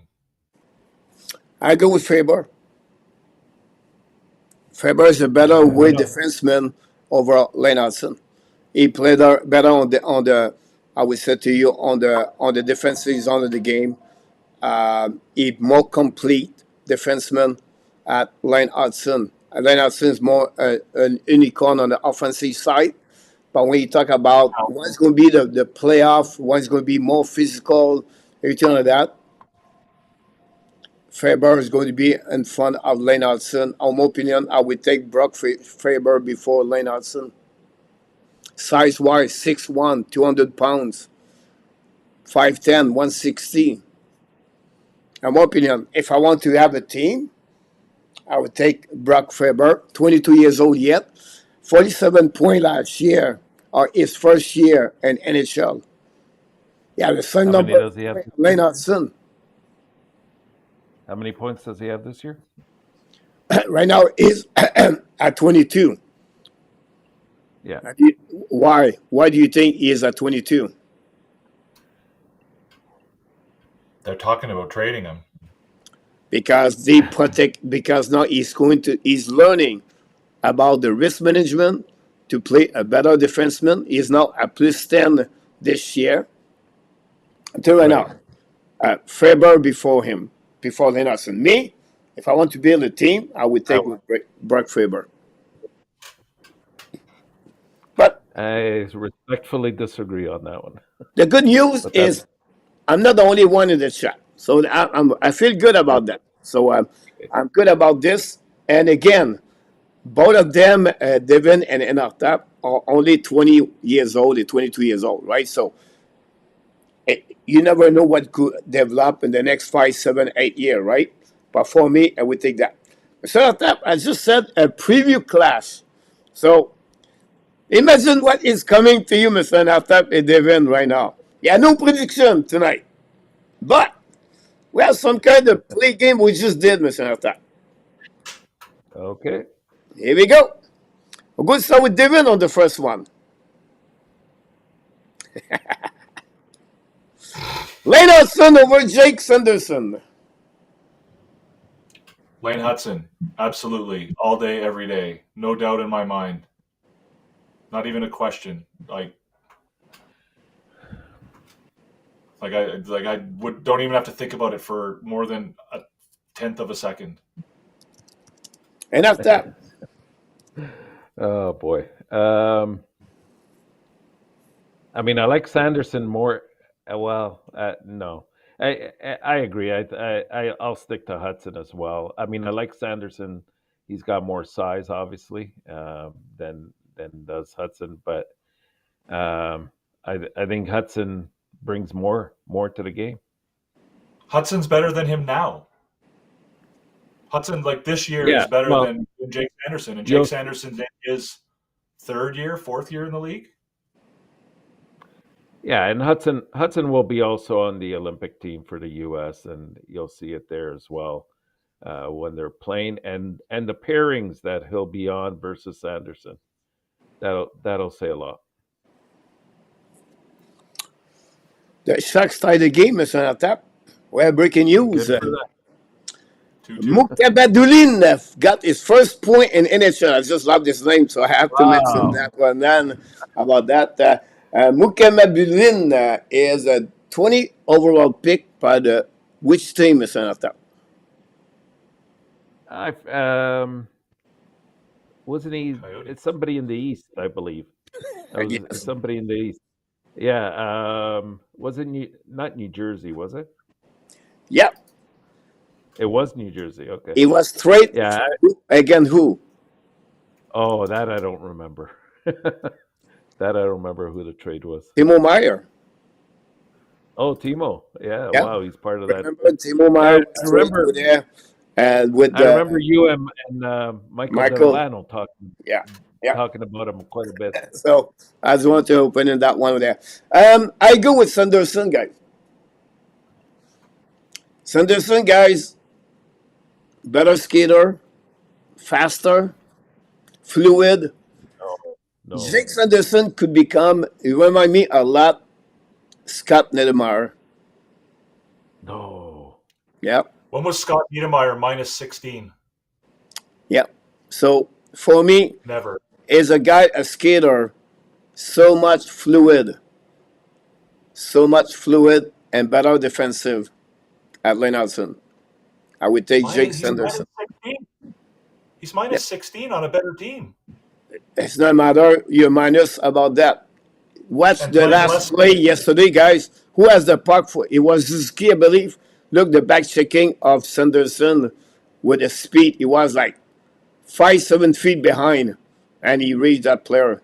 Like Sanderson, you can see with a team, USA.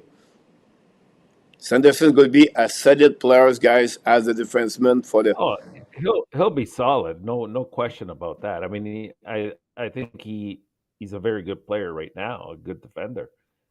But I just think I think Hudson's ceiling is much better than a lot of these players right now that we've mentioned. Lane But- Hudson ate his lunch last night.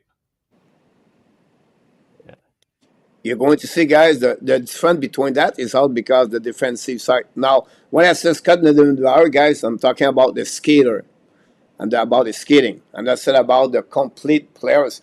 Talk about all the famer, everything like that. So I'm talking about skater. Next one, Mr. Laptop. David Rebecca over Mishkov. Well, given that I wanted Michkov at the time, it's hard. It's hard to go against it. I mean, we're comparing a defenseman with a forward and a defenseman at that hasn't played in the NHL yet, so we don't know, what he'll turn out to be. I'm gonna say Michkov because we got Demidov, Michkov would not have fit our system, but that's a totally different issue right now. I'm going to say not at all. Devin. I guess there's a few things here. So first of all, we haven't seen Reinbacher play a single NHL game yet, so it's really hard to say. What I'll also, what I'm also more than happy to admit is that I have a bias in favor of Montreal Canadiens players, and much like I want to see what Lane Hutson is fully capable of before I'm going to pick another player over him. I want to see what David Reinbacher is capable of before I pick another player over him.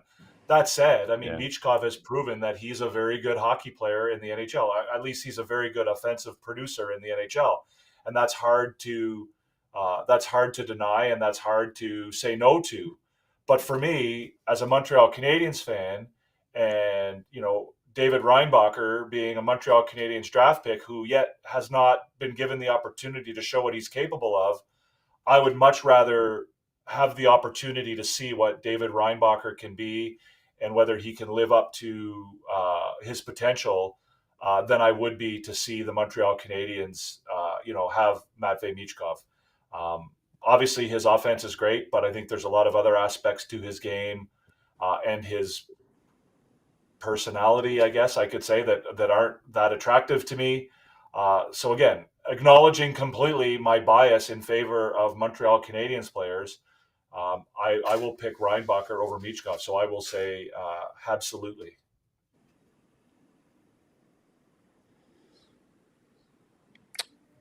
I've always been a big defender for David Reinbacher, guys, since day one. But I have to go with Michkov on that one. I get that. Hard to get. I get that, but again, I could see, Michkov brings a lot as far as goal scoring, and he's an offensive producer. But again, I'm a big fan of the culture change that's going on in the Montreal Canadiens organization right now, and the fact that they're putting a focus on the type of player that they're bringing into the organization. And I don't know that Michkov fits that identity. Here we go. Devin, the next one. It's easy one. Oh, sure. Kirby Dach over Romanov or Nazar. Easy one enough that. Well, yeah, I mean, it is. I mean, to me, Frankie Nazar is a great prospect, and I think I prefer my team's players. I like my team's players. I'm a Montreal Canadiens fan. I like the Montreal Canadiens, and I think that Kirby Dach has a lot to offer. I know that a lot of people are down on him right now, and I think that he, obviously is struggling. If you're asking me who I think is the better player, and who I think I probably look at Nazar. But if you're asking me whether I would trade Kirby Dach for Frankie Nazar right now today, you can call me crazy if you want, but I probably don't. I'm still interested to see Kirby Dach live up to his potential. I'm still interested. I feel like that there hasn't been enough time to explore that opportunity and to see what he's capable of and to get back to the form he was in last year before he got injured. And I think that, for him to get back there, if he gets back there, I think he is a home run for the Montreal Canadiens. Now, obviously, everyone's going to have a different opinion on whether they think he'll ever get back there or not. But I'm still patient enough that I'm willing to wait. So I'm going to say absolutely. And out that. Well, I mean, I understand your points, Devin. I don't disagree with it. But I really like the way Nazar is sort of rounding out right now. And with Dach, it's still a waiting game, right? Like we're hoping it gets to that. And I think if he can reach, his potential, there's no question that he's the better of the three players listed there. But the fact is, right now, he's not at that level. So if I'm picking here, I would say probably not at all. To be fair, Frank Nazar is still a waiting game too, right? He's not there yet either. No, he's not there, but he is rounding out nicely. Whereas Yes. we're not seeing that same trend, and I know there's various reasons, valid ones, why Doc hasn't. But I'm just basing it on at this moment right now. So I would say not at all for that reason. Not allowed for me. I'll let you more. Here we go. We're not done, Mr. Laptop. You turn. Bring it on. Bring it on. Demidov over Michkov. 100%. I won't even wait for that. Absolutely. I really like his skating. I like more than anything his ability uh, to help out his line mates. Has high IQ. Like he's extremely well rounded. Like even his defensive game has gotten better. There was question marks about that before, but I know he's not at the NHL yet, but I don't think we have to give too much worry for that. I'm going to take Demidov absolutely. Yeah, I mean, again, keeping in mind that Demidov, is still not a proven at the NHL level commodity.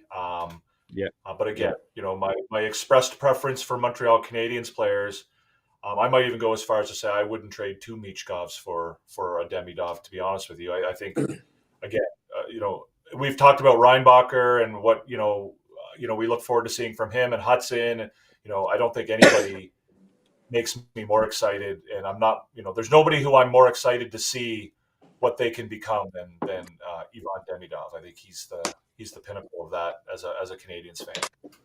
I know what you're going to say, Coach. So we don't have to. Honestly, I would just said one thing about that. I think that remind me a little bit more of the situation with Arsen Sanderson. I think Demidov is more complete player than Michkov. It's possible Michkov have a little bit more point at Demidov, but Demidov is going to bring more on the ice at Michkov. David, the next And one. the intangibles too. Yeah. Yeah. Slafkovsky over Cooley or Shane Wright? Oh, is Rick out there? Yeah, definitely over Shane Wright. Same issues. As with Michkov, probably with Wright.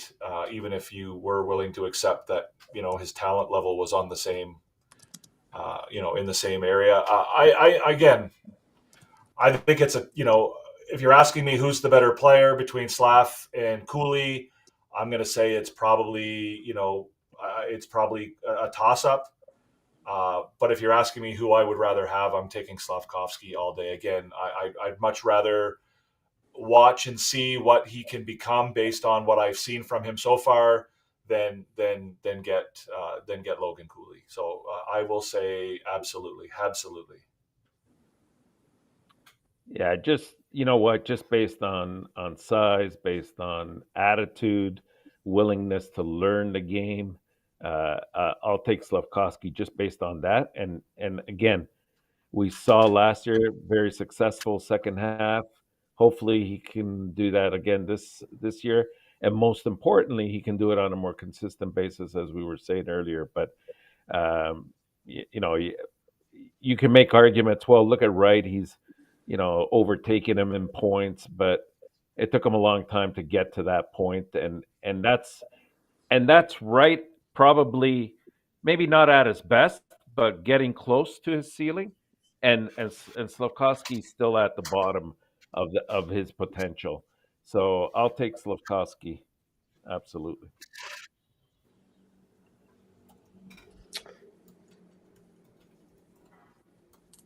I know it's I don't give my answer yet, but I'm I taking that I way. know you're at. And because the people are flying with that, huh? They really like it, and I think I have to. Before we dab the next one, do you think Cooley will have Cooley over Suzuki?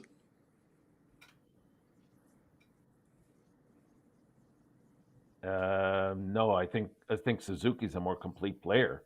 I mean, Cooley brings you a lot of offense. I definitely don't doubt that, but you're talking even size is less, and that means a lot. Like, look at his injury record, and you'll see he's frequently hurt. So I like Suzuki's more complete as a complete centerman than Cooley. Devin? Yeah, no question. I mean, Suzuki over Cooley. I mean, I picked Slafkovsky over Cooley, so I'm definitely going to pick Suzuki over Cooley. For all the people in the chat, guys, people think Logan Cooley is smaller. He's bigger than Suzuki, 6 foot. Well, Suzuki's 6 foot as well. No, 5'11". Who's winning the fight? Remember in our top, Marco? Marco? Yeah, 1 inch. Well, yeah, of course. It's not that. No, but it's surprisingly. If you ask me, guys, Logan Cooley, I will answer you 5'11". I never thought he was 6 foot. I thought he was 5'11". 20 pounds heavier too, Suzuki, right? Yeah. I mean, he's a stockier build, Suzuki. Yeah. Right. And I think when Cooley was drafted, he was 5'11". Yeah, I just mentioned that. It's just like not affect that. Slafkovsky over Cooley, for the Montreal Canadiens, what they have and what they need more Slafkovsky over Cooley. But I would prefer Cooley on my team over Slafkovsky to build a team. It makes sense. Like Cooley would bring more overall. He could be a top center, everything, in my opinion. But that's how we tell us. But both go on that one. Size. Always take size. If you're confused, take size all the time. And our top again. Go. Rebecca over Leonard. Again, forward versus defenseman. They're really unfair comparisons when we do this. I mean, I like about Leonard. The draft, by the way, right? Yeah, when I was doing the draft with you, Coach, I mean, at that time, I would have been ecstatic if we had taken Leonard. I've always liked Leonard, and I think he's got a good career ahead of him. But again, like, we haven't seen Reinbacher. Unfortunately, he's been injured, and he hasn't even played much for Laval between last year and this year so far. So, for now, I would say definitely Leonard. So, not at all Reinbacher over Leonard. Yeah, I agree with that. Again, getting back to my bias and my preferences that I talked about earlier. I mean, the reality is those are two really good prospects who have had, they're both high draft picks. They're both guys who've had success, on their way up to the NHL. And, I think they both are, poised to be very good NHLers. Is it likely that one of them will be better than the other when they get to the NHL? Yeah, probably. One of them will probably stand out over the other. And if we look back on this in 5 years from now, it might be a much easier decision. But right now, they're two sort of unknown commodities. They both have their own upsides based on, what we've seen from Leonard in the NCAA and what we've seen Reinbacher in Switzerland. So, for me, I'm going to lean towards Reinbacher because he's a Montreal Canadian and I'm a Montreal Canadian fan. And I'm also going to lean towards Reinbacher because of a lot of the intangibles. But Leonard has a lot of intangibles too, right? Leonard is he's a leader. He's a tough kid. He brings, he appears, at least so far in his career, to be a guy who brings it every night. But Reinbacher is also a kid who's, extraordinarily intelligent, has leadership abilities, has been playing, with men since he was, 17 years old. He's been in leadership role. I mean, a lot of people look at last year as a failure for Reinbacher. I think it's going to be a great learning experience for him. I've talked about that before, having played on a team that went through what it went through last year and been, in a leadership role on a team like that as an 18-year-old. I think will be a positive for him down the road. And so again, these are two guys who both have a long road ahead of them to become great NHLers, and I think they both look like they will. So it's hard to say, but again, I'm a Montreal Canadiens fan, and David Reinbacher is a Canadian, so I'm going to take him.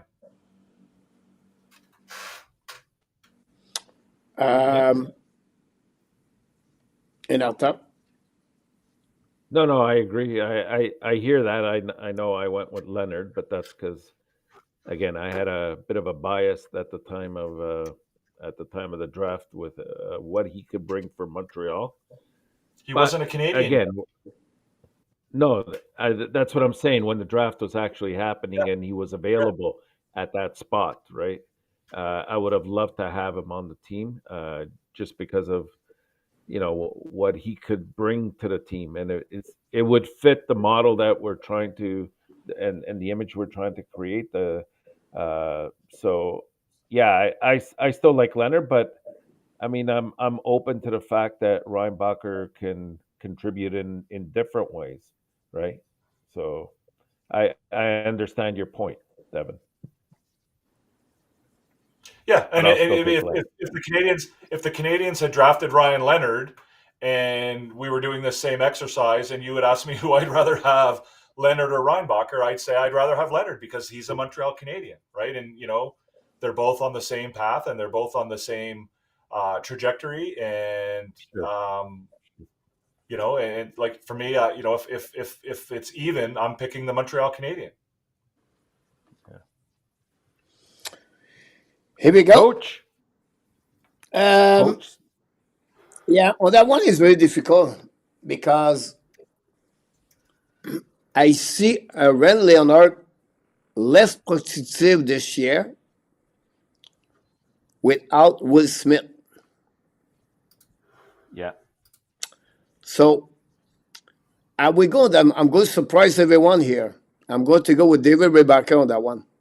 I'm a little bit concerned about Leonard after Why? that. Now, when I said that, Leonard's going to be a solid player in NHL. And for me, because Reinbacher is a right defenseman on right side, he's going to be a good defenseman, I would take David Reinbacher over Ray Leonard. I know some of you said, no, Leonard would be a forward power. Don't expect that. Like, he's only 6 foot. You watch him play with the Boston College. He's going to be a good defenseman, a good player in NHL. But being a little bit careful about Leonard, in my opinion. So I would take David Reinbacher on that one.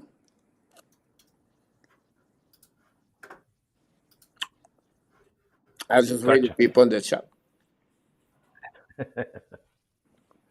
But we'll see what's happening about that one over there. On this one, Mr. Nartap and Mr. David, we passed the time, so I don't want to give you all the way out. So I'm going to skip a couple of things, but I just want to do the preview of the Montreal Canadiens this week. Time to get us the Bible at some point and see what we got this week. Honestly, the last couple of weeks we skipped everything because we missing 3 games. Carolina, San Jose at home, Buffalo on the road. So a total of 6 points on this way overall. So it's your time to give us your prediction of the week. Go ahead, Devin. I'll get you to go first.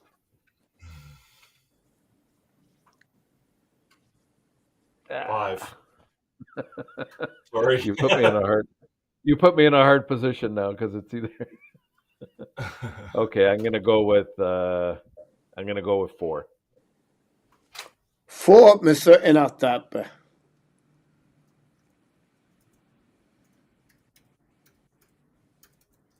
Devin.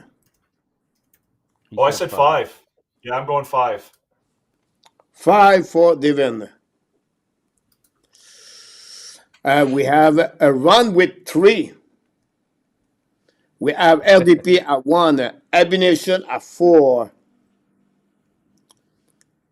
We have Marco at 4. Claude Richard at 4. N26 at 6. RJ at 6. Wait, Anonymous forgot. at 4. And Rabinov at 3. Pete Martin at 3.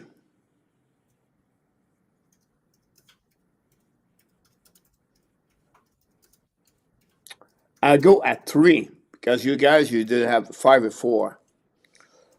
We have You the forgot. Ethan Over and the Mr. Artap at 4.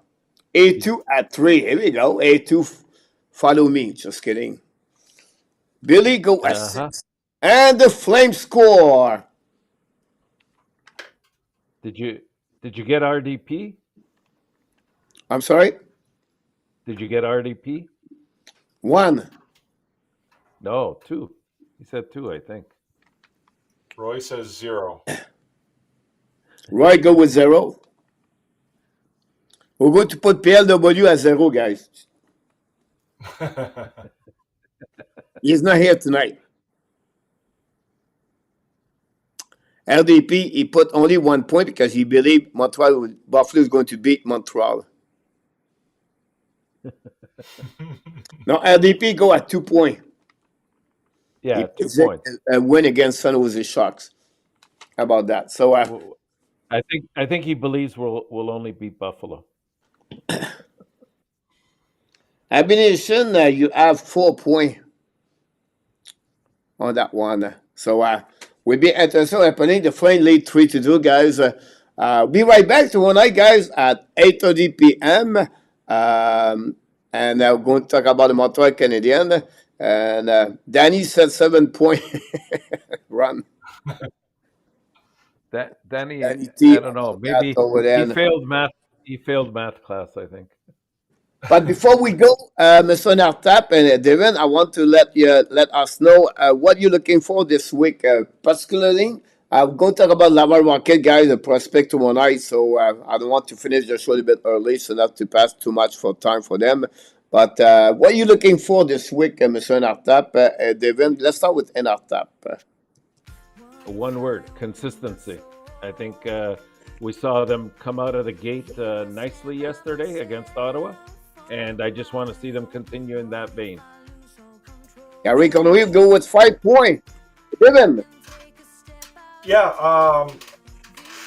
I agree with that. More of the same. Continue to bring the same energy and the same approach to the game as they did last night. Physicality, take their game to the other team, and that's what I'm looking for. And I think they should do well if they can do that. The team Utah beat the Vancouver 2-1, Mr. Nartap.